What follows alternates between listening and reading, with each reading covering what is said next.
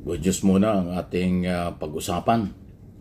Total, para sa linggong ito may mga magandang balita. Ito magandang balita, paborito, good for business at good din ito para sa mamamayang Pilipino. Alam niyo kung bakit?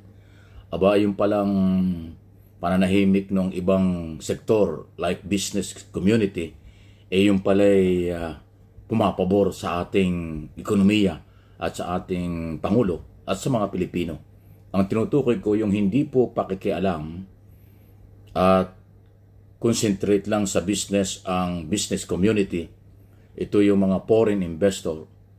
At isama na rin natin ang mga Pilipinong negosyante dito sa ating bansa na hindi sumasakay sa issue ng mga Duterte.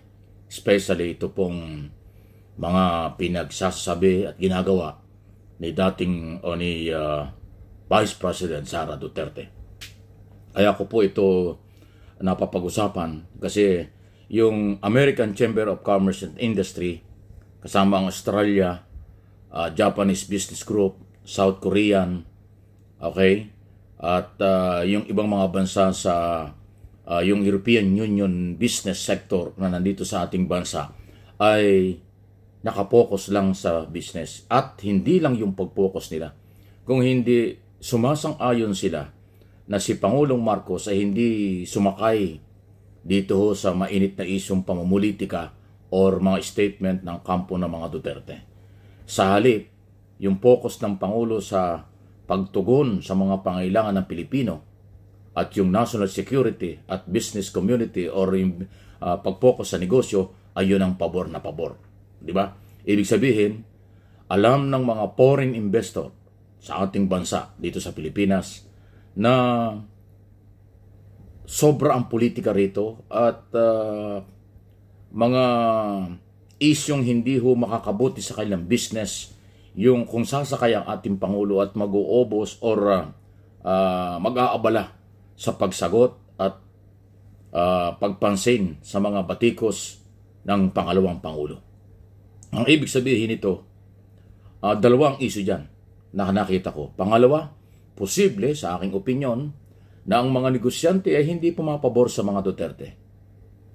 Dahil kung ano ang performance ng dating Pangulong Duterte sa nakaraang administrasyon, alam naman natin, hindi lahat ng negosyante at hindi lahat ng mga bansa ay ginawang kaibigan or naging maayos ang treatment ng dating Pangulo.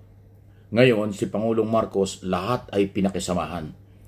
Lahat po ay pinakitunguhan at inalagaan ang magandang relasyon ng business community, ng private sector at ng pamahalaan under President Marcos. Yun ang maganda. Pangalawa, hindi lang dahil sa hindi sila siguro ang mga negosyanteng ito hindi pabor sa mga Duterte, alam nila na itong character or sabihin nating pag-uugali at mga batikos ni Sara Duterte ay hindi makakatulong sa political stability at pwede na rin sa maayos na negosyo. Kung inyong magugunita, halos lahat ng mga foreign investor at malalaking mga bansa, laging sinasabi, napakataas ng potensyal, napakalataas ng pagkakataon na sa darating na mga panahon ay baka manguna ang Pilipinas sa magandang ekonomiya sa buong ASEAN region o baka mahigitin pa yung iba. Kasi sa kabila ng maraming mga issue sa ating bansa tungkol sa kalamidad or siguro epekto ng climate change, ay nagagawa ng mga Pilipinong bumangon sa maraming pagsubok.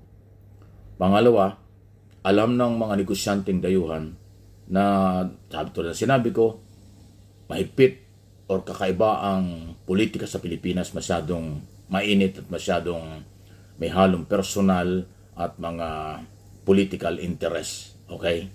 So, ang mga negosyante ay sawa na dyan at ang mahalaga, ang kanilang nakikita kay Pangulong Marcos, hindi masyado napapaapekto, hindi binibigyan ng masyadong panahon itong mga batikos ng mga Duterte.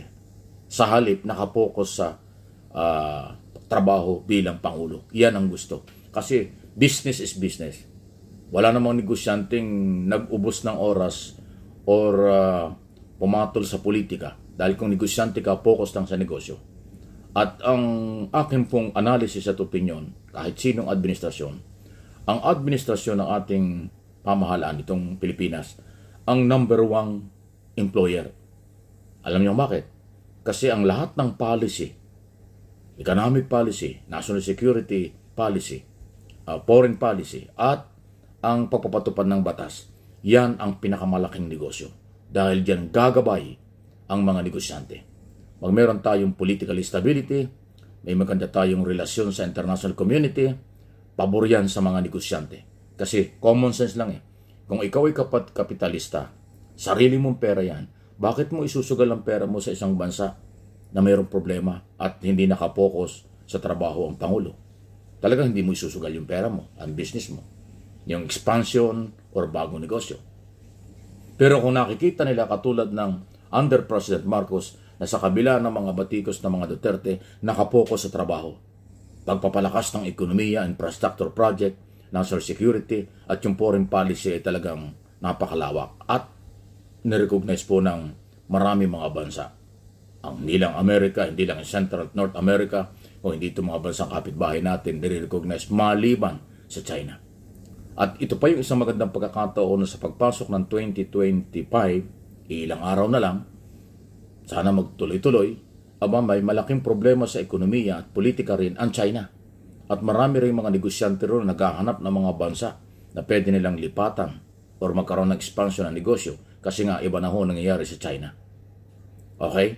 So, malaki ang pagkakataon na ang matarget nila ay Pilipinas. Maliban sa malapit, alam nilang napakalaking market ng Pilipinas sa kaya iba't ibang klaseng business. Yun. Yun ang tingin ng hindi lang ng Chinese or mga negosyante sa China na gustong pumunta sa Pilipinas, kung hindi ng maraming mga negosyante sa mundo. Malaking market ang ASEAN at lalo na ang Pilipinas. Kahit na tayo ay nasa 7,500 island, pero marami mga business dito. Okay? Yun ho yung magandang balita. So, kaya pala ang ating Pangulo, kung mapapansin, ako mismo napansin ko rin na parang hindi masyado nakapokus talaga dito sa mga politika at kahit na pinipersonal, kahit pinagbabantaan, minsan lang nagsalita at kanyang pinaubaya na sa law enforcement agency. Yan pala talaga ang style ng kanyang management na alam niyang gusto ng mga kapitalista. So, nakapokus sa business at pagpapalakas ng ekonomiya ng bansa. Yun po yung importante. Yun ang maganda. Okay? So, patapos na ang taon, ibig sabihin, ito pa rin ang kanyang gagawin sa susunod na taon. Ang law enforcement agency na lang ang bahala kasi implementation ng batas ang gusto ng ating administrasyon at ng business community. Ibig sabihin, sino man, anumang grupo na lumalabag sa batas, pananagutin sa batas, bahala na ang law enforcement agency. May mga departamento naman, halimbawa, kung problema sa military, nandiyan ang Department of National Defense. Kung problema sa PNP at local government, nandiyan ang DILG. Kung problema sa trabaho ng NBI, Bureau of Immigration at iba pa, Department of Justice. So yung tatlong ahensya ng pamahalaan sa implementation ng rule of law at ng ating mga batas, sila pala yung inatasan. So talagang ipinasa o iniasa o iniutos ng Pangulo, ito ang gusto ko, gawin nyo, rule of law. Hindi na ako masyadong magpapakaabala ng oras para sagutin yung mga taong yan. Kaya pala kung yung mapapansin, halos wala kang madinig na mga statement coming from Malacanang. Lumalabas lang yung mga balita kapag kami mga lumalabas ng Malacanang ang Pangulo, may mga ambush interview na isa, dalawang tanong, kapirasong-kapiraso lang, yun lang yun. Kontento pala sila doon dahil kasi yun ang nakikita niyang magandang takbo, maganda para sa business. Yung hindi makisawsaw or pumatol sa mga Duterte. Posibleng mahina na talaga ang mga Duterte dahil ayaw silang patulan ng mga negosyante, hindi rin sila masyadong pinapatulan ng Pangulo. So timing na magsasawa rin kayo, ganyan lang kayo, pero ako tuloy ang trabaho. Yan ang good news. Sana nakuha po ninyo ang aking mga analysis at opinion dito sa kasalukuyang nangyayari. Kung ito ay nangyari sa nakaraang halos 2 taon kalahati, itong natitirang mga taon, malamang ganun pa rin po. Good for business at sa mga Pilipino. Please like, share ng video ito.